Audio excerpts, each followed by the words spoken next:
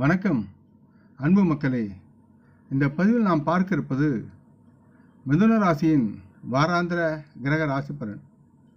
வரும் வாரமான ஜூலை 29 முதல் ஆகஸ்ட் 4 வரை உள்ள மிதுன ராசி பலன் பற்றி விரிவாக நாம் பார்ப்போம்.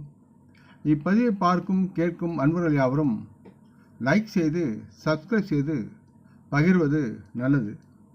பொதுவாக மீன ராசிக்கு மிதுன ராசிக்கு 12வது வீட்டில் குரு பகவான் இருப்பதால் இந்த வாரம் தங்களின் எதிர்மறை எண்ணங்கள் யாவும் உங்கள் மனதில் ஆதிக்கம் செலுத்தும். இதன் காரணமாக உங்கள் வாழ்க்கையில் நடக்கும் எந்த ஒரு நல்ல விஷயத்திற்கும் நீங்கள் எதிர்மறையான கண்ணோட்டத்தையே சார்ந்து செயல்படுத்துவீர்கள். மனதில் அது ஆழ பதிந்திருக்கும்.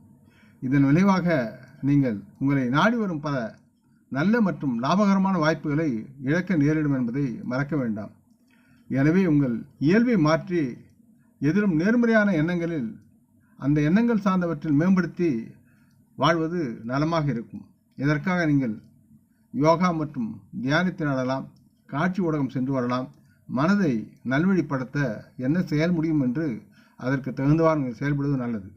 அல்லது வீட்டு குழந்தையுடன் நட்பாக விளையாடி மகிழலாம். மற்றும் மூதாதையர் சொத்து, நிலம், வீடு வாசல், பாலிசி போன்ற உங்களின் கடந்த கால முதலீடுகளின் காரணமாக இந்த வாரம் உங்கள் வருமானம் உயரும் சூழல் இருக்கிறது. இத்தகைய சூழ்நிலையில் அந்த பணத்தை மீண்டும் ஒரு நல்ல திட்டத்திலுடன் முதலீடு செய்ய நீங்கள் முடிவு செய்யலாம். மிதுன ராசியை பொறுத்து ராகு பகவான் 10ஆம் வீட்டில் அமர்வதால் இந்த வாரம் உங்களின் வேடிக்கையாக செயல்படும் தன்மையால் உங்கள் வீடு மற்றும் குடும்பச் சூழலை வழக்கத்தை விட மகிழ்ச்சியாகவும் சந்தோஷமாகவும் வைத்திருக்க முயல்வீர்கள். மேலும் உங்களின் அழைப்பின் பேரில் ஒரு அற்புதமான மாலை அல்லது இரவு நேரத்துக்கு ஒன்றாக கூடுவதற்கு உங்கள் உறவினர்கள் மற்றும் நண்பர்கள் சிலரும் உங்கள் வீட்டிற்கு வருவார்கள். அதில் கலந்து கூடி மகிழ்ந்து விளையாடி மகிழ்வீர்கள். அரசாங்க வேலைகளில் தொடர்புடைய இந்த மிதுன ராசி மக்களுக்கு இந்த வாரம் அவர்கள் சார்ந்த பதவி உயர்வு மற்றும் சம்பள உயர்வுடன் விரும்பிய இடமாற்றம் கிடைக்கும் வாய்ப்பு உள்ளது. இத்தகைய சூழ்நிலையில் உங்கள் இலக்குகளை நீங்கள் திட்டமுடன் செயல்படுத்தி அதை நோக்கி செல்ல உங்களை நீங்களே தூண்டிக்கொண்டு இருக்க வேண்டும். சோம்பலுடன் இருக்கக்கூடாது. சுறுசுறுப்புடன் இருப்பது நலமாக இருக்கும்.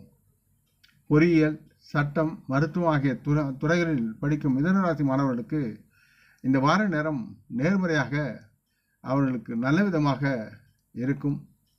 இந்த நேரத்தில் இந்த மக்கள் சரியான முடிவை எடுப்பதில் நிறைய சிக்கல்களை சந்திக்க நேரும்.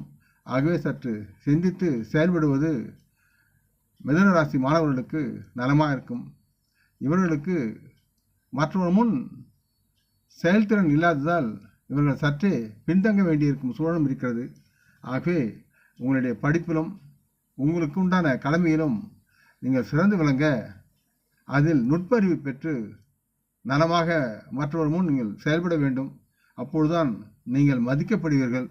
இல்லையேல் உங்களுடைய மன அழுத்தம் பெருகி துன்பத்தில் உழலக்கூடிய சூழல் இருக்கிறது என்பதை மறுப்பதற்கில்லை.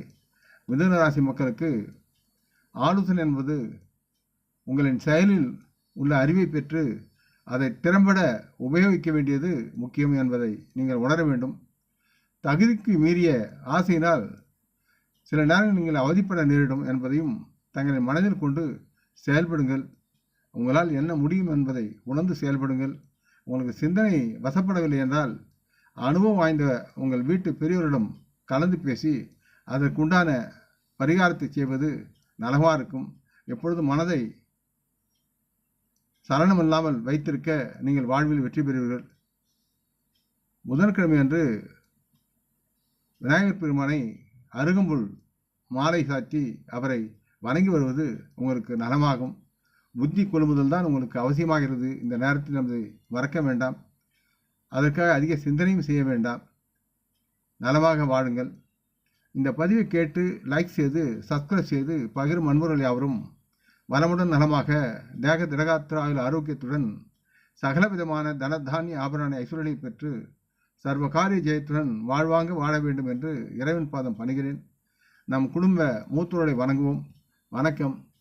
நன்றி.